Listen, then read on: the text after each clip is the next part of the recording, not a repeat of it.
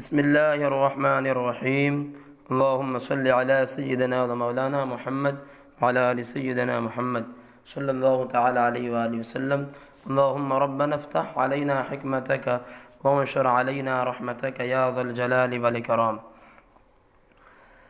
یہ شروع 3 جو لائن ہے اس کا ہم ترجمہ اور اس کی تشریح بھی کر چکے ہیں۔ آج سے جو ہمارا سبق ہے وہ بیت سے ہے، تو ہم سبق کو شروع کرتے ہیں۔ بیت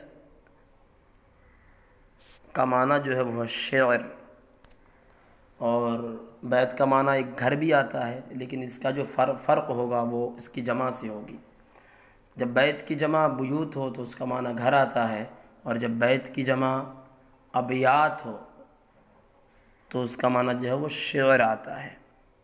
ایک وزن کے 2 مصرے ہو تو اس کو شعر کہا جاتا ہے، اور مصرع نصف بیت یعنی نصف شعر کو مصرع کہا جاتا ہے، اور ایک وزن کے اگر 2 مصرے ہو تو اس کو شعر کہا جاتا ہے۔ از دست و زبا کہ برآید کز عہدۂ شکرش بدر آید۔ کس کے ہاتھ و زبان سے یہ ہو سکتا ہے کہ اس کی شکر کی ذمہ داری سے باہر آ جائے۔ اس کا ترجمہ ہوا، دست از کا معنی سے ہے، اور یہ از ابتدا کے لیے ہے۔ دست کا معنی ہاتھ ہے، اور بھی اس کے معنی ہے قدرت ہے، وزیر ہے، اور بھی کئی معنی ہے۔ اس کی جمع جو آتی ہے وہ دستہا آتی ہے۔ واو اور کا معنی دے رہا ہے، اور زبان جو ہے زباں زا کے فتح کے ساتھ زباں کا معنی زبان ہی ہے۔ کہ یہ اس میں استفہام ہے، قدام کے معنی میں ہے، کس کے معنی میں ہے، قدام کس۔ بر آید آمدن مصدر سے فعل مضارع ہے، واحد غائب کا صیغہ۔ کز عہدۂ شکرش کہ از، کز کی اصل کہ از جو ہے تخفیف کر دیا گیا، کز ہو گیا۔ عہدۂ شکرش، عہدہ یہ جو ہے مصدر ہے اہدا یعہد سے، باب سمیعہ سے بھی ہے، اور قرآن مقدس میں بھی بہت ساری جگہ آیا ہے، الذین ینقضون عہد اللہ، جیسے پہلے بارے میں ہے۔ تو عہدہ یعہد باب سمیعہ سے ہے، عہدہ مصدر۔ اس کا معنی آتا ہے، ایک تو وعدہ آتا ہے، اور ایک معنی رتبہ بھی آتا ہے، منصب بھی آتا ہے، ذمہ داری بھی آتی ہے۔ شکرش، شکر، شکر یشکر،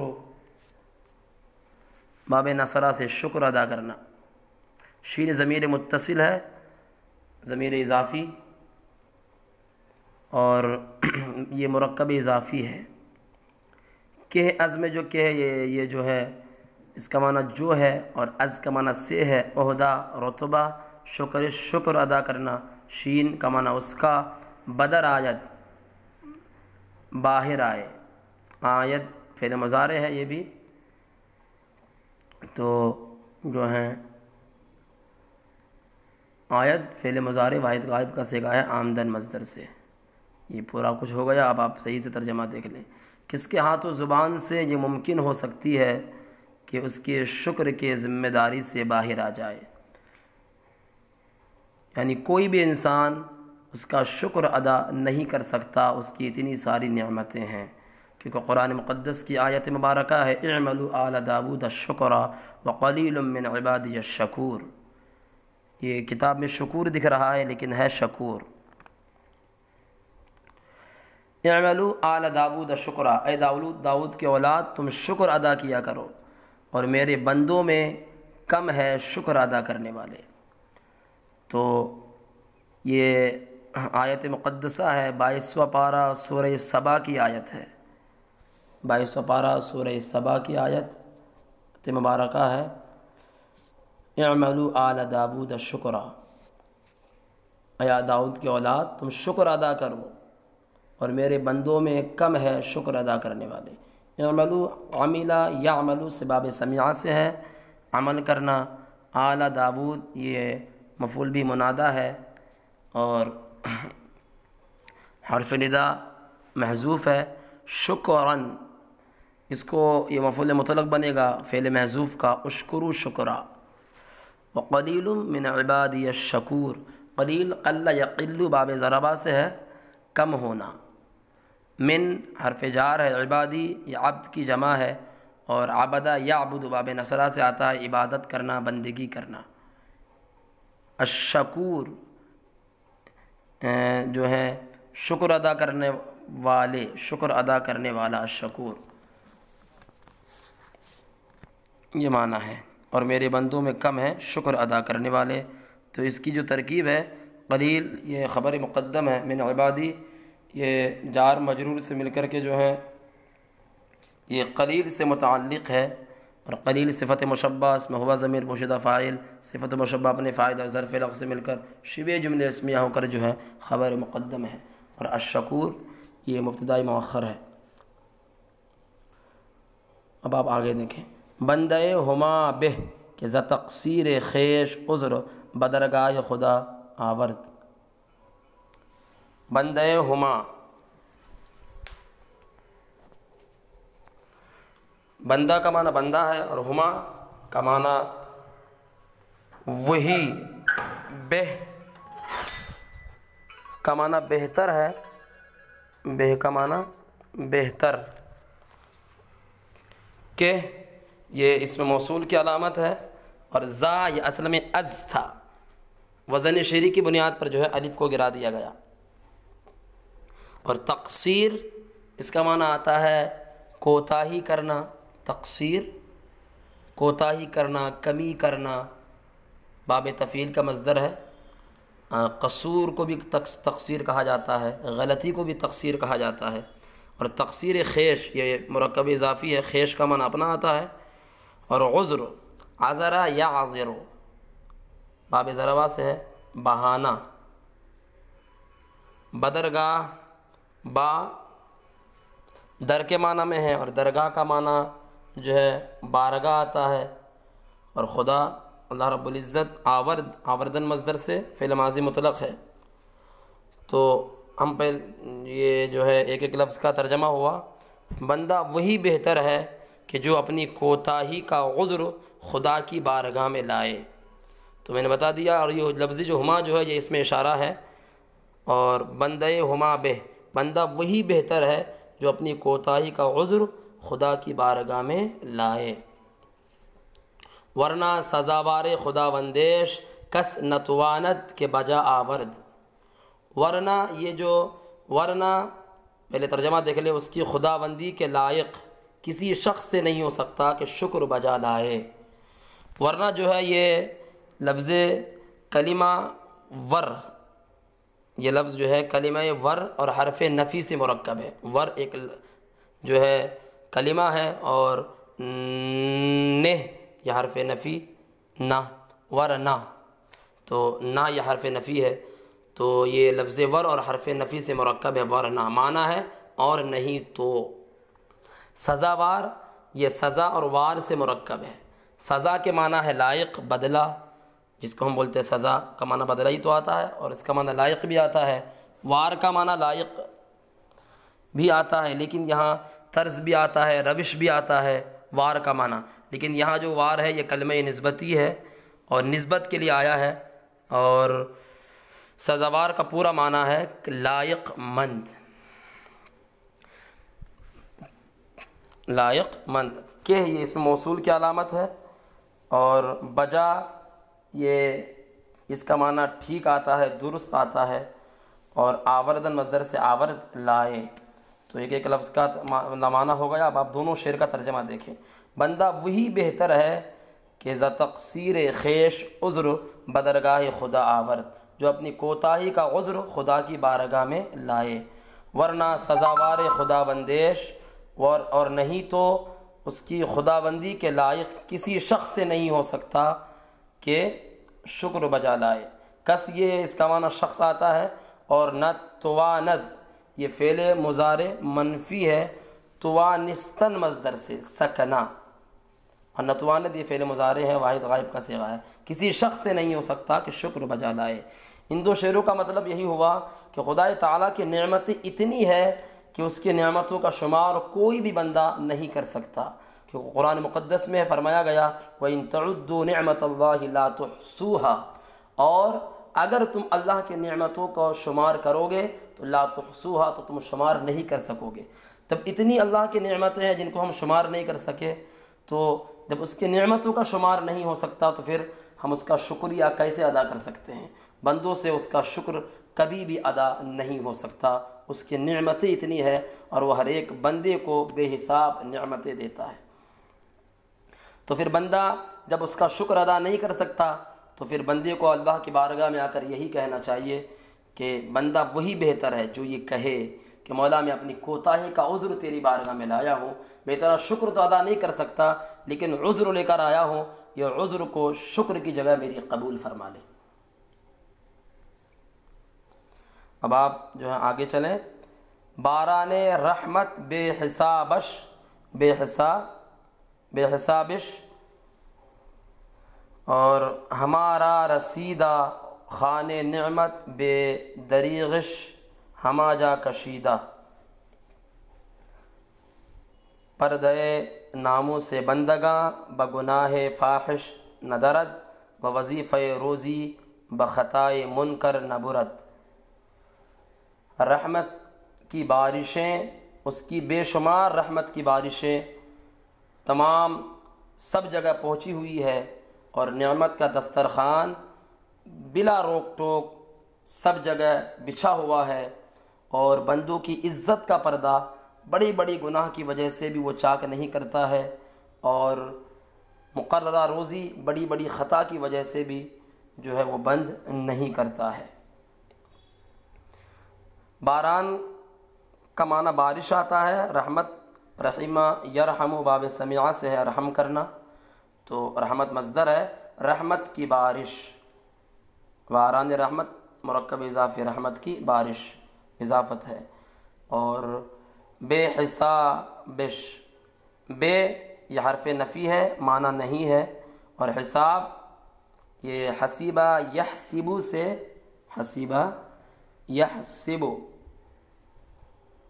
گمان کرنا، حسیبہ باب حسیبہ یحسبو سے معنی کیا، اس کا کیا آتا ہے؟ گمان کرنا، لیکن یہاں پر گمان کرنا مراد نہیں ہے، یہاں پر حساب سے مراد گنتی اور شمار ہے، گنتی اور شمار کے معنی میں ہے۔ شین یہ ضمیر متصل ضمیر اضافی ہے، ہما جاک رسیدہ، ہما کا معنی تمام ہے، سب ہے، اور یہاں پر لفظ جگہ پوشیدہ ہے، جا، ہما جارا رسیدہ، کہ سب جگہ کو پہنچی ہوئی ہے۔ رامن کو ہے، اور رسیدہ رسیدن مصدر سے پہنچنا، رسیدہ یہ اس میں مفعول ہے، اس میں مفعول، تو جو ہے اس میں مفعول رسیدہ۔ خان نعمت، نعمت کا دسترخوان، خان معنی دسترخوان، نعمت کا معنی نعمت ہے، انعام و اکرام۔ بے دریغش، بے وہی حرف نفی، اور دریغ کا معنی افسوس، اور جو ہے غم، حسرت۔ شین یہ ضمیر متصل ضمیر اضافی ہے، ہما من تمام، جامن جگہ، کشیدہ کشیدن مصدر کھینچنا، یہاں پر جو ہے مراد بچھانا ہے، لیکن کشیدن کا اصل معنی جو ہے وہ کھینچنا ہے، کھینچنا، تو کشیدن کھینچنا، تو کشیدہ یہ بھی اس میں مفعول ہے، اور معنی یہاں مراد کیا ہے؟ بچھا ہوا۔ اور بے دریغ بلا روک ٹوک، چونکہ حرف نفی ہے تو دریغ کا معنی افسوس ہے، اور بے دریغ لگ گیا تو بلا افسوس، بلا روک ٹوک، بلا غم، بے روک ٹوک، بے افسوس، بے غم۔ اور پردے ناموں سے بندگاں، پردہ معنی پردہ ہے، ناموس کا معنی عزت، ناموس عزت، عصمت، حرمت، اور ناموس کا معنی شریعت بھی آتا ہے۔ بندگاں بندی کی جمع، بندگاں بندے، اور بگناہ فاحش، گناہ کا معنی گناہی ہے، اور فاحش کا معنی برا۔ ندرد دریدن مصدر سے ہے، یہ ندرد دریدن پھاڑنا، تو یہ فعل مضارع منفی ہے، ندرد نہیں پھاڑتا ہے، نہیں چاک کرتا ہے۔ وہ وظیفہ روزی، مقررہ روزی، وظیفہ جو ہے یہ ہر روز کے لیے جو مقدار مقرر ہو، یا ایک مہینے میں جو مقدار مقرر ہوتی ہے، یا جو کسی کو روزانہ کے حساب سے جو کچھ ملتا ہے اس کو وظیفہ کہا جاتا ہے۔ اور وظیفہ روزی، روزی من رزق، لیکن وظیفہ کا معنی یہاں پہ مقرر ہے، مقررہ روزی بخطائے منکر، بخطا، خطا معنی غلطی اور منکر معنی بڑی غلطی، بخطائے منکر بڑی غلطی، بڑی بڑی غلطیاں، نہ برد، بریدن مصدر سے ہے لے جانا، نہ برد نہیں لے جاتا ہے، یعنی مقررہ روزی بڑی بڑی غلطیوں کی وجہ سے بھی نہیں لے جاتا ہے، مطلب بند نہیں کرتا ہے۔ تو جو ہے اب اس کا آپ پورا جو ہے ترجمہ دیکھیں ایک مرتبہ، رحمت کی بارشیں اس کی بے شمار، اس کی بے شمار رحمت کی بارشیں سب جگہ پہنچی ہوئی ہے، اور نعمت کا دسترخوان بلا روک ٹوک سب جگہ بچھا ہوا ہے، اور بندوں کی عزت کا پردہ بڑے سے بڑے گناہ کی وجہ سے بھی چاک نہیں کرتا ہے، اور مقررہ روزی بڑی سے بڑے خطا کی وجہ سے بھی جو ہے بند نہیں کرتا ہے، اور مقررہ روزی بڑے سے بڑے خطا کی وجہ سے بھی بند نہیں کرتا ہے۔ یہ اس کا معنی ہوا۔ اب یہاں پر ہمیں کئی بحثیں دیکھنے کی ضرورت ہے۔ ہاں، ایک تو اس میں مفعول کی بحث ہے، اور ایک واحد و جمع کی بحث ہے، اور ایک جو بحث ہے وہ ہے مضارع کی۔ ہم انشاءاللہ ان تینوں پہ بحث کرتے ہیں، آپ حضرات دھیان سے سنیں۔ پہلا جو آیا ہے وہ اس میں مفعول ہے۔ کیا ہے؟ پہلا اس میں مفعول، اس میں مفعول وہ اس میں مشتق ہوتی ہے کہ جو ایسی ذات پر دلالت کرے کہ جس پر فعل واقع ہوا، آپ جانتے ہیں بہتر، جس پر فعل واقع ہوا وہ اس میں مفعول ہوتی ہے۔ اب اس کی بھی دو قسم ہو جاتی ہے، اس میں فاعل کی طرح آپ دیکھتے ہیں، اس میں فاعل قیاسی، اس میں فاعل سماعی، اس کی بھی دو قسمیں ہیں۔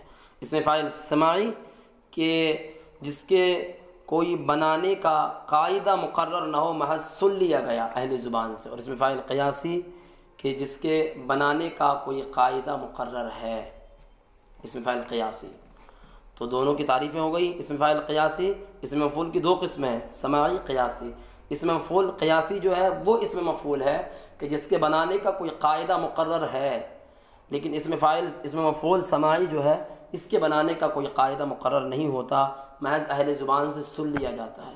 تو اب اس میں مفعول قیاسی کے بنانے کا قاعدہ کیا ہے؟ بہت آسان ہے کہ آپ ماضی مطلق لائے اور ماضی مطلق کے آخر میں لفظ ہا جوڑ دیں۔ تو ماضی مطلق کے آخر میں لفظ ہا جوڑ دینے سے جو ہے اس میں مفعول قیاسی بن جاتا ہے۔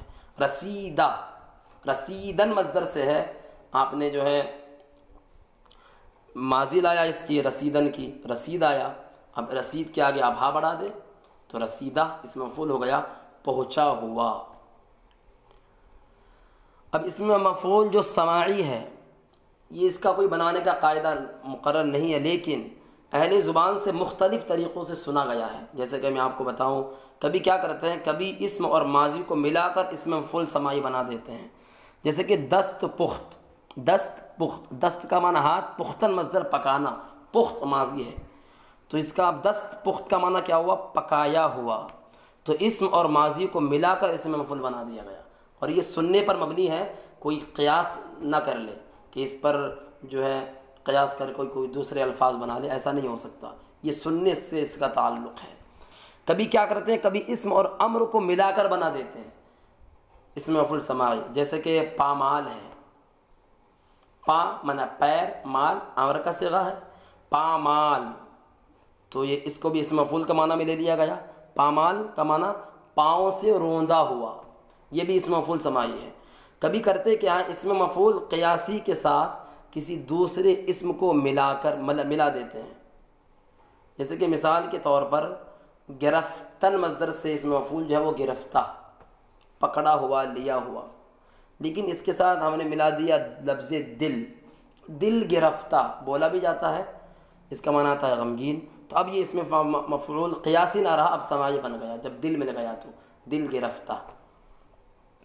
کبھی ماضی کے آخر میں لفظ ار لگا کر بناتے ہیں، لفظ ار، جیسے کہ گرفت ہے، گرفتن مصدر، گرفتن مصدر ہے، اب اس کا آپ ماضی لائیں، گرفت ہوا، اس کے آخر میں آپ ار بڑھا دیں، گرفتار، بولتے بھی ہیں وہ گرفتار ہو گیا، تو یہ اس میں مفعول سماعی ہے، پکڑا ہوا۔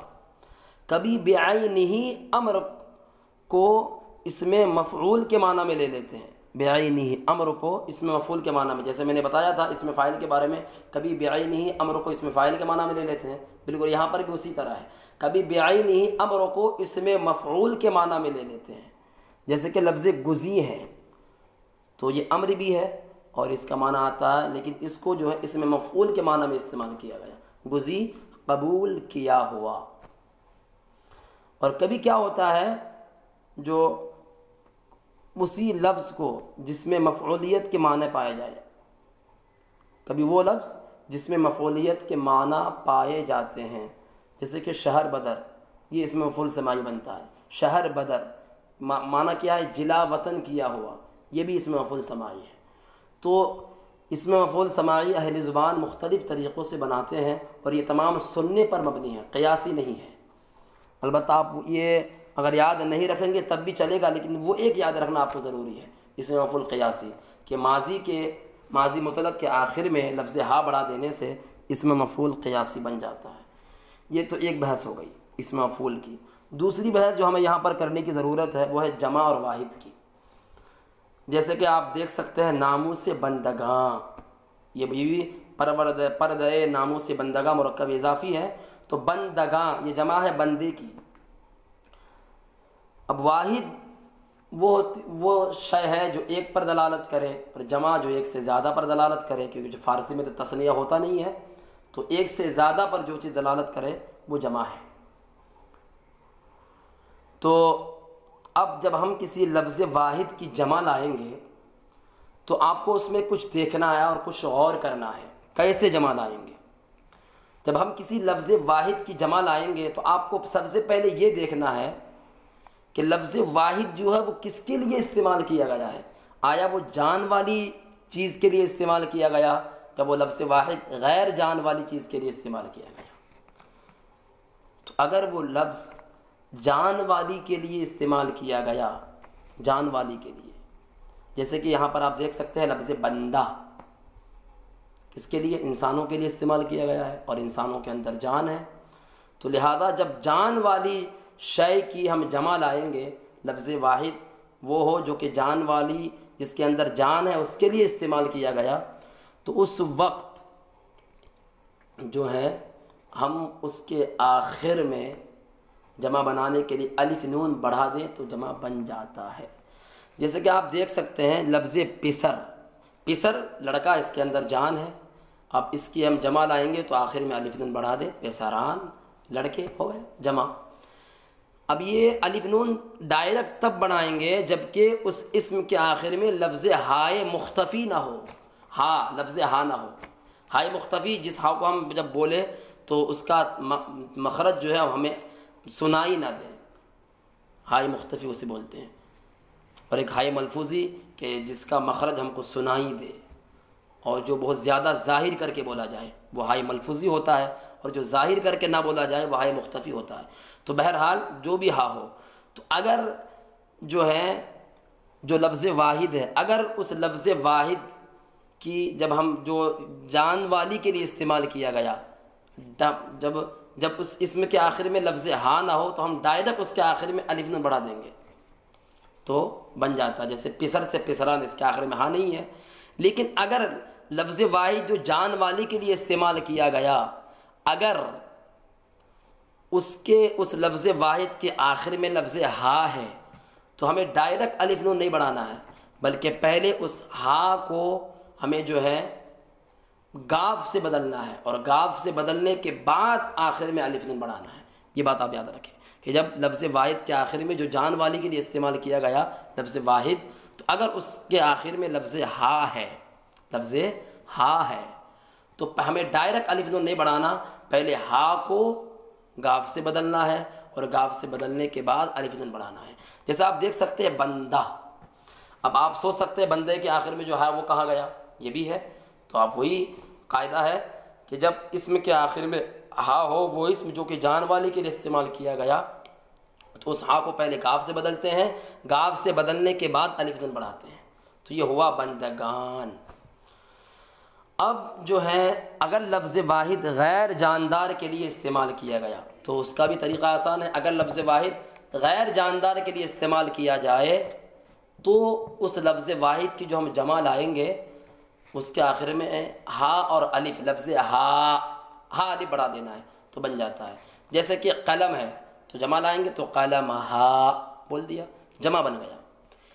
اب اس میں بھی یہی ہے کہ اگر اس کے آخر میں لفظ ہا نہ ہو، جو لفظ واحد غیر جاندار کے لیے استعمال کیا گیا، ہا الف ڈائریکٹ نہیں بڑھائیں گے، ہا الف ڈائریکٹ تب بڑھائیں گے جبکہ اس لفظ واحد کے آخر میں ہا نہ ہو، تو اس کے لیے ہم ڈائریکٹ بڑھا دیں گے۔ جیسے کہ قلم ہے، قلم کے آخر میں ہا نہیں ہے، ہم نے ڈائریکٹ الف اور ہم نے ڈائریکٹ ہا الف بڑھا دیا تو قلم ہا ہو گیا۔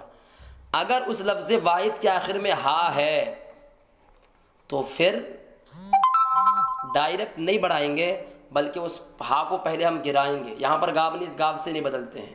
وہ لفظ واحد جو کہ غیر جاندار کے لیے استعمال کیا گیا، اگر اس لفظ واحد کے آخر میں ہا ہے تو اس ہا کو گاب سے نہیں بدلتے ہیں بلکہ اس ہا کو گرا دیتے ہیں، اور ہا کو گرانے کے بعد ہا اور الف بڑھاتے ہیں۔ جیسے کہ ایک مثال ہے لفظ جامہ، جامہ کا معنی کپڑا ہے، اس کی جب جمع آئیں گے تو جامہ سے جو میم کے بعد جو ہا ہے اس کو ہمیں گرانا ہے، گرانے کے بعد جو ہے کیا کرنا ہے، ہا الف بڑھانا ہے تو ہو گیا جامہ، بہت سارے کپڑے۔ یہ تو واحد اور جمع کی بحث ہو گئی، یاد رکھیں بہت فائدہ مند باتیں ہیں۔ اور لیکن کبھی کبھی اس کا الٹا بھی ہوتا ہے۔ کس کا الٹا؟ کہ کبھی لفظ واحد جو غیر جاندار کے لیے استعمال کیا گیا اور وہ لفظ واحد جو کہ جاندار کے لیے استعمال کیا گیا، کبھی الٹا ہو جاتا ہے کہ غیر جاندار کے لیے جو استعمال کیا گیا لفظ واحد اس کے آخر میں الف نون بڑھا دیتے ہیں، اور کبھی کیا ہو جاتا ہے کہ وہ لفظ واحد جو جاندار کے لیے استعمال کیا گیا اس میں ہا الف بڑھا دیتے ہیں۔ کبھی الٹا بھی ہوتا ہے، لیکن زیادہ تر وہی ہے جو ہم نے پہلے بیان کیا، اس کا استعمال زیادہ ہے اور اس کا استعمال جو ہے کم ہے۔ خیر، اب ایک لفظ میں نے یہ بتایا تھا کہ فعل مضارع کی بحث، تو کہ 3 بحث ہے تو سب کے بارے میں بحث کرنی ہے، اور اس کے بعد جو ہے فعل مضارع کی بحث۔ فعل مضارع کسے کہا جاتا ہے؟ فعل مضارع، فعل مضارع وہ فعل ہے جو زمانے موجودہ یا آئندہ میں کسی کام پر دلالت کرے۔ اس میں آپ کو کچھ نئی باتیں بھی ملیں گی اس لیے بتا رہا ہوں میں، ورنہ اگر نئی باتیں نہیں ہوتی تو میں بتاتا نہیں تھا۔ فعل مضارع وہ فعل ہے جو موجودہ زمانہ یا آئندہ زمانے میں دلالت کرے کسی کام پر۔ اس کی 2 قسم ہوتی ہے، ایک مضارع مطلق اور ایک مضارع دوامی، یہ بات یاد رکھیں، مضارع مطلق اور مضارع دوامی۔ مضارع مطلق تو یہی ہے کہ جو موجودہ زمانہ یا آئندہ زمانے میں بغیر کسی دوام و استمرار کے کسی کام پر دلالت کرے، یعنی موجودہ زمانہ یا آئندہ زمانے میں دلالت تو کر رہا ہے لیکن اس میں دوام و استمرار، ہمیشگی اور لگاتار کا معنی نہیں پایا جا رہا ہے، تو یہ مضارع مطلق ہے۔ اور مضارع دوامی جو موجودہ زمانے یا آئندہ زمانے میں دوام و استمرار کے ساتھ کسی کام پر دلالت کرے، یہ مضارع دوامی ہے۔ مضارع مطلق جو ہے اس کا بنانے کا کوئی قاعدہ مقرر نہیں ہے۔ مضارع مطلق جو ہے جو کام پر دوام و استمرار کے ساتھ دلالت نہ کرے، اس کے بنانے کا کوئی قاعدہ مقرر نہیں۔ اس لیے آپ دیکھتے ہیں کہ فارسی کتب میں مصدر کے آگے مضارع لکھ دیا جاتا ہے، مضارع مطلق کا صیغہ لکھ دیا جاتا ہے تاکہ بچے سمجھ لیں، تو اس کے بنانے کا قاعدہ کوئی مقرر نہیں ہے۔ البتہ کبھی کیا ہوتا ہے کہ جن مصادر کے آخر میں لفظ دن یا تن ہو، فارسی مصدر کے علاوہ چونکہ لفظ دن یا تن ہے تو بنانے کا ایک قاعدہ اس طرح بیان کیا، کوئی مقرر نہیں ہے۔ البتہ جن مصادر کے آخر میں لفظ دن ہو یا تن ہو، اور اکثر جو ہے مصادر میں لفظ دن یا تن ہوتا ہے، جن مصادر کے آخر میں مصدر کی علامت لفظ دن یا تن موجود ہو تو اس وقت کیا کرتے ہیں، آپ یہ دیکھیں کہ اس لفظ دن یا تن سے پہلے 11 حرفوں میں سے اگر کوئی بھی حرف پایا جائے، وہ 11 حرف کیا ہے؟ شرف آموزی سخن، یعنی شین را فا الف میم واو زا نون سین خا، اور شین را فا الف میم واو زا یا سین خا نون، یہ 11 حرف ہے۔ اگر لفظ دن یا تن سے پہلے ان 11 حرفوں میں سے کوئی حرف پا لیا جائے تو لفظ دن یا تن کو گرا دیتے ہیں، اور لفظ دن یا تن کو گرا کر اس کے آخر میں دال ساکن بڑھاتے ہیں، اور دال ساکن بڑھانے کے بعد دال ساکن سے جو پہلا حرف ہے اس پر ہم زبر لگا دیتے ہیں تو مضارع مطلق بن جاتا ہے۔ جیسے کہ مثال کے طور پر آپ دیکھ سکتے ہیں لفظ کاشتن، یا اور بھی بہت ساری مثالیں ہیں، جیسے کہ جو ہیں لفظ آوردن، اور بھی تو دن کو گرا دیا، دال آخر میں دال ساکن لگا دیا، اور دال سے پہلے جو حرف ہے اس پر جو ہے زبر لگا دیا، جیسے آورد تو را پر زبر لگا دیا، دال آخر میں دال ساکن ملا دیا ہے، تو یہ مضارع مطلق ہے۔ لیکن ناظرین میں آپ کو ایک بات بتا دوں، ہم بہت سارے شبہات میں رہتے ہیں۔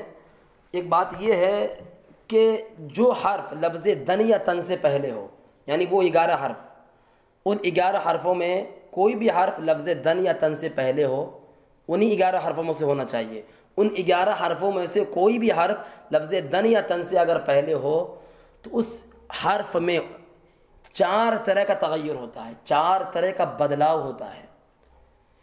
میں بتا دوں، پہلا جو بدلاؤ ہوتا ہے، کبھی اسی حرف کو جو لفظ دن یا تن سے پہلے جو حرف ہے 11 حرفوں میں سے کوئی بھی حرف ہو، وہ جو حرف ہے اس حرف کو کبھی دوسرے ایک حرف یا دوسرے حرف سے بدل دیتے ہیں، اس ایک حرف کو کبھی دوسرے ایک حرف یا 2 حرف سے بدل دیتے ہیں۔ جیسے کہ ایک مثال ہے کاشتن، کاشتن مصدر کاٹنا، اس کا جو مضارع ہے وہ کاشد نہیں ہے، اس کا مضارع ہے کارد۔ بات سوچ سکتے ہیں کہ مصدر میں لفظ را نہیں ہے، لیکن مضارع جب بنایا جا رہا ہے تو لفظ را کہاں سے آیا؟ یہی قاعدہ ہے کہ لفظ شین جو ہے کاشتن میں ہم نے تانون گرا دیا تن، اب بچا کاش، شین کو ہم نے را سے بدلا، اور یہ جو بدلتے ہیں یہ خلاف قیاس بدلتے ہیں، یہ جو ہے تو شین کو را سے بدلا، را سے بدلنے کے بعد آخر میں دال ساکن ملایا، جو کہ بنانے کا قاعدہ ہے کہ مضارع کے آخر میں دال ساکن ملاتے ہیں، دال ساکن آخر میں لایا، اور دال ساکن لانے کے بعد دال سے پہلے جو را ہے اس پر آپ نے زبر لگا دیا تو ہو گیا کارد، تو شین کو را سے بدل دیا۔ اور ایک بہت اچھی مثال ہے، گفتن مصدر ہے، گفتن مصدر سے جو مضارع ہے وہ ہے گوید، گفتن مصدر سے مضارع کیا ہے؟ گوید۔ ہم بہت شبہات میں رہتے ہیں کہ گفتن مصدر ہے اور اس کا مضارع گوید کیسے آ گیا؟ بالکل یہی قاعدہ ہے کہ جو گفتن جو مصدر ہے، تن سے پہلے ان 11 حرفوں میں سے پہلا حرف جو پایا جا رہا ہے وہ فا پایا جا رہا ہے، تو تن کو ہم نے گرا دی، اب بچا گف۔ اب فا کو ہم 2 حرفوں سے بدلیں گے، میں نے کہا تھا کبھی اس حرف کو ایک حرف سے بدلتے ہیں، کبھی 2 حرف سے بدلتے ہیں۔ کاشت کارد میں 1 حرف سے بدلا، را سے خالی، لیکن یہاں پر 2 حرف سے بدلا گیا ہے۔ وہ کیا؟ گفتن میں گوید، واو اور یا سے بدلا، فا کو ہٹا دیا اور اس کی جگہ واو اور یا آ گیا تو گوئی ہو گیا۔ اب آخر میں دال ساکن ملا دیا اور دال سے پہلے زبر دے دیا تو ہو گیا گوید، تو گوید جو بنا ہے وہ اسی طرح بنا ہے۔ یہ باتیں یہاں تک رکھیں۔ دوسرا جو بدلاؤ ہوتا ہے اسی حرف میں، کبھی اس کے بعد کوئی حرف زیادہ کر دیتے ہیں، اسی حرف کے بعد، جیسے کہ آپ دیکھیں لفظ چیدن، چننا، چیدن جو ہے وہ چننا، تو دن گرا دے تو خالی چی بچے گا، تو اس کے لیے کرتے کیا ہے کہ لفظ یا جو ہے، یا جو کہ ان 11 حرفوں میں سے ہے، اس کے بعد نون زیادہ کر دیتے ہیں اور ہوگا اس کے مضارع جو ہے چیند۔ کبھی اس حرف کو حذف کر دیتے ہیں، جو 11 حرفوں میں سے جو لفظ تن یا دن سے پہلے ہو، کبھی اس کو حذف کر دیتے ہیں، جیسے کہ نہادن مصدر ہے، رکھنا، مضارع کیا ہے؟ نہد، مضارع نہد، گرا دیتے ہیں، جیسے کہ نہادن مصدر دن گرایا تو الف بچا، نہاد ہونا چاہیے، نہیں، الف کو گرا دیا اور مضارع لایا، دال ساکن آخر میں دیا اور ہوا نہد۔ اور چوتھا جو ہے، چوتھا تغیر، اگر وہ حرف ساکن ہو تو کبھی اس کو متحرک کر دیتے ہیں، یعنی اگر ان 11 حرفوں میں سے جو حرف ہے اگر وہ حرف ساکن ہے، اس پر کوئی حرکت نہیں ہے، تو اس کو ہم متحرک اس پر حرکت دے دیتے ہیں. جیسے کہ مثال کے طور پر لفظ بردن کا معنی لے جانا ہے. لفظ بردن کا معنی لے جانا، تو بردن معنی لے جانا، اس کا مضارع علائیں گے آپ، دن آپ ہٹا دیں تو بر بچا، دال ساکن آپ آخر میں دے دیں اور دال سے پہلے زبر برد. تو چونکہ یہ 11 حرفوں میں سے 11 حرفوں میں سے ہے، تو اس لفظ پر جو ہے ہم اس لفظ کو ہم متحرک کر دیں گے اور اس پر زبر دے دیں گے، برد ہو جاتا ہے مضارع. مگر آپ بات یاد رکھیں، ایک بات میں آخر میں بتا دیتا ہوں، یہ جو ہم بدلاؤ کرتے ہیں اس بدلاؤ کا کوئی بھی قاعدہ کلیہ نہیں ہے. البتہ یہ جو ہے اس طرح کرتے ہیں لیکن کوئی قاعدہ کلیہ نہ سمجھے اس کو. خیر، تو مضارع کی بھی بحث ہو گئی. اب مضارع میں چونکہ مضارع مطلق کا بیان ہوا، اب مضارع دوامی میں نے کہا تھا، مضارع کی دوسری قسم مضارع دوامی. مضارع دوامی جو ہے یہ کسی زمان موجودہ میں یا آئندہ میں کسی کام پر دوام و استمرار کے ساتھ دلالت کرنا، یہ مضارع دوامی ہے، دوام و استمرار کے ساتھ. اس کا بنانے کا قاعدہ کیا ہوتا ہے؟ ماضی احتمالی کے شروع میں لفظ می بڑھا دیتے ہیں یا ہمی بڑھا دیتے ہیں، یہ مضارع دوامی ہے. ماضی احتمالی کے شروع میں لفظ می یا ہمی بڑھا دینے سے بنتا ہے. جیسے کہ ماضی احتمالی کیا ہے؟ کردہ باشد، اس نے کیا ہوگا، اس کے شروع میں آپ لفظ می بڑھا دیں یا ہمی بڑھا دیں تو می کردہ باشد ہوتا ہے. اب اس کا معنی کیا ہے دوامی؟ وہ برابر کر رہا ہے یا برابر کرے گا، دوام و استمرار کا معنی پایا جا رہا ہے. وہ برابر کر رہا ہے یا برابر کرے گا، تو یہ مضارع دوامی ہے. تو مضارع کی بحث میں کچھ ہم نے آپ کو باتیں بتائی ہیں، یہ بات آپ یاد رکھیں تو بہت ہی آپ کے لیے فائدہ مند ثابت ہوگی. اب ہم آگے چلتے ہیں. سبق زیادہ لمبا نہ ہو جائے اس لیے ہم جو ہے یہی تک اپنے بیان کو ختم کرتے ہیں.